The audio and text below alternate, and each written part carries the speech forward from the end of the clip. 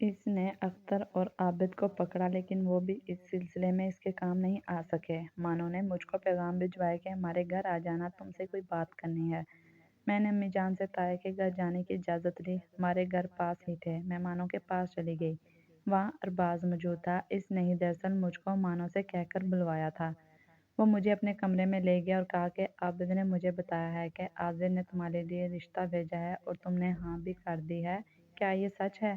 میں اس کے تیور دیکھ کر سہم گئی۔ یقین دلایا کہ یہ بات صحیح نہیں ہے۔ میں نے رو کر قسمیں کھائیں تو اس کو یقین ہو گیا، تاہم میرے دل میں خوف بیٹھ گیا کہ اب کچھ نہ کچھ ہو کر رہے گا، کیونکہ ارباز کو یقین ہو گیا تھا کہ شانو میرے علاوہ کسی کی نہیں ہو سکتی، لیکن وہ میرے دل کی بات نہ جان سکا کہ میں فیصلہ عاذر کے حق میں دے چکی ہوں۔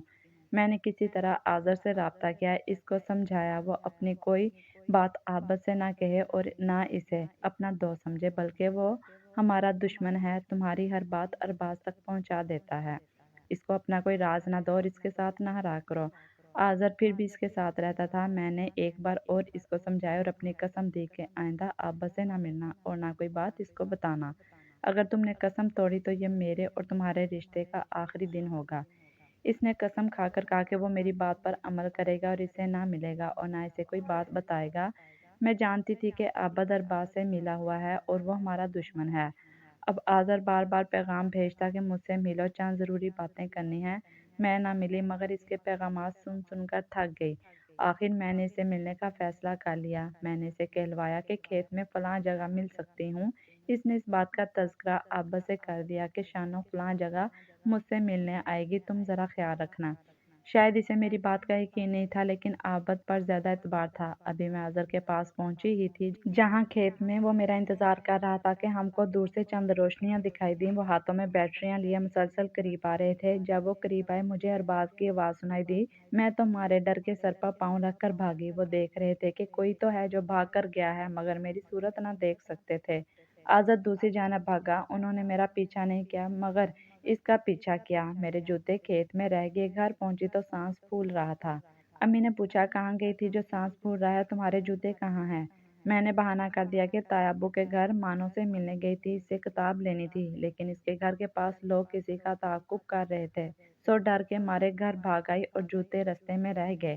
وہاں سے تو بچ گئی لیکن انہوں نے عاذر کو نہ بخشا کیونکہ عابد نے ارباز کو اطلاع کر دی تھی آج یہ کھیتوں میں فلاں جگہ فلاں وقت ملیں گے، تبھی ارباز اپنے دوستوں کے ساتھ وہاں آ پہنچا تھا۔ انہوں نے تعاقب کر کے عاذر کو پکڑا اور تند و تیز نالے میں پھینک دیا۔ یہ بات گھر آ کر ارباز نے مانو کو بتا دی کہ ہم عاذر کو بڑے نالے میں بہا آئے ہیں کیونکہ وہ شانو سے ملاقاتیں کرتا تھا اور اب ہم شانو کو بھی نہ بخشیں گے۔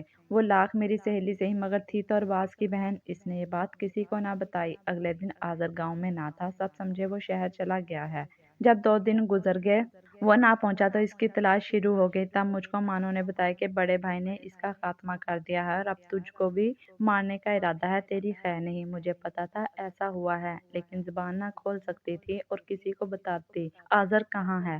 میں نے امی جان کو بتا دیا۔ انہوں نے بابا جان کو کہہ دیا کہ ارباز کو پتہ چل گیا تھا ہم نے شاہینہ کا رشتہ عاذر کو دے دیا ہے، لہٰذا اس نے عاذر کو نالہ میں پھینک دیا۔ بابا جان کو افسوس بہت ہوا لیکن دوسری طرف سگے بھائی اور بھتیجے کا معاملہ تھا، لہٰذا وہ خاموش ہو رہے۔ وہ بھائی اور بھتیجے کو عاذر کے ورثاء کے حوالے نہیں کر سکتے تھے کہ وہ مقتول کے بدلے ان کا سر قلم کر دیں۔ مجھ کو ارباز نے کچھ نہ کہا، تبھی جان گئی کہ اس نے کیا سوچ رکھا ہے۔ 2 دن بعد عاذر کی لاش پانی میں پتھروں میں نکلی ہوئی مل گئی۔ جب مجھے پتا چلا تو بہت روئی، کھانا بھی نہ کھایا اور طبیعت سخت خراب ہو گئی۔ امی میرے پاس آئیں، انہوں نے مجھ کو سکون کی گولی دی لیکن میری نیند اور سکون تو عاذر کے غم نے کھا لیا تھا۔ کئی دن تک بخار میں پڑی رہی۔ عاذر سے آخری ملاقات کا منظر آنکھوں میں پھرتا تھا۔ ارباز کی سنگ دلی پر رونا آتا تھا۔ اس واقعے کے 3 ماہ بعد تایا اور تائی میرا رشتہ ارباز کے لیے لینے آ گئے۔ بابا جان نے خاموشی سے تاریخ دے دی کیونکہ وہ عاذر کے انجام سے ڈر گئے تھے، ارباز کے مزاج کو جانتے تھے، اگر انکار کرتے تو جانے وہ کیا کر گزرتا۔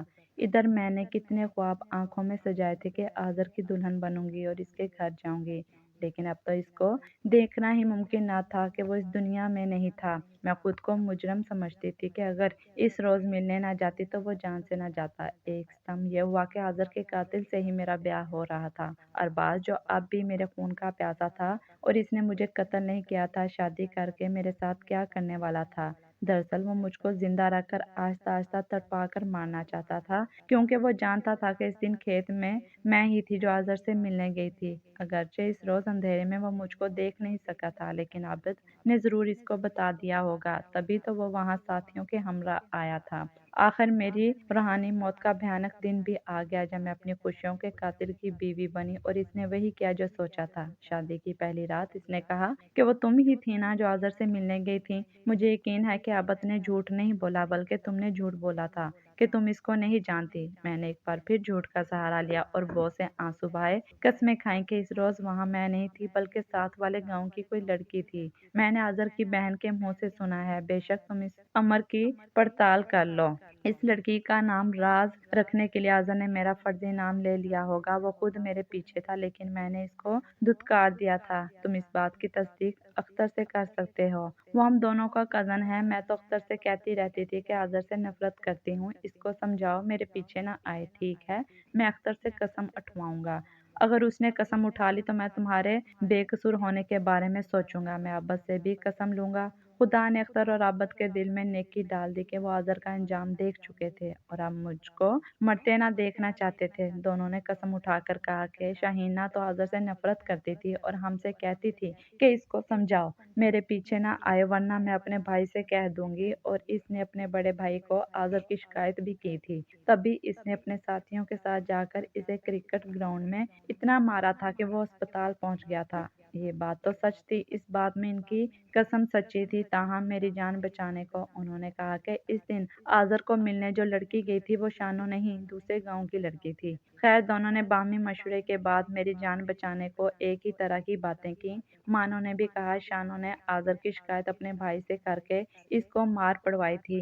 इन सारी गवाहियों से अरबाज का दिमाग कुछ ठंडा हुआ और इसे कुछ कुछ यकीन हो गया कि शायद मैं बेकसूर हूँ और ये सब इसकी गलत फहमी भी हो सकती है। अलबत्ता इसने अब्बा से कहा कि अगर तुमने मुझसे गलत बयानी की तो मैं तुमको नहीं छोड़ूंगा। इस मामले को ठंडा करने में मानो ने बड़ा किरदार अदा किया। इसने भी कसम खाकर यकीन दिलाया कि शानो बेकसूर है। दरअसल आज़र इसे तंग करता था, जबकि वो तो इसे जान छुड़ाना चाहती थी। और जिस रोज़ वाक़या हुआ शानो तो हमारे घर थी। इतना कुछ होने के बावजूद अरबाज के दिल का मैल ना ढल सका। अब भी वो कुछ अरसा बाद फिर से शक के दरिया में गोते लगाने लगता था। तब इसका रवैया बहुत बुरा हो जाता। हालांकि मरने वाला मर चुका था, लेकिन मैं तो इसके सामने और इसकी दस्तरस में थी। जब वो इस दिन को याद करता जब वो हमारे ताकों में खेत में आया था, इसके बर्फीले दिल में आग भड़क जाती थी और वो हज़ियान बकने लगता। मेरी स्याह जिंदगी के रोज़ो शब भी तमाम हो गए कि जब स्मगलिंग का माल ले जाते हुए एक रोज़ अरबाज पकड़ा गया। गोलियों का तबादला हुआ और वो कानून के मुहाफ़िज़ों के हाथों अपने अंजाम को पहुंच गया। बेशक वो इस दुनिया में मेरा सरताज था, मगर इस ताज के गिर जाने से मेरा सांस बहाल हो गया।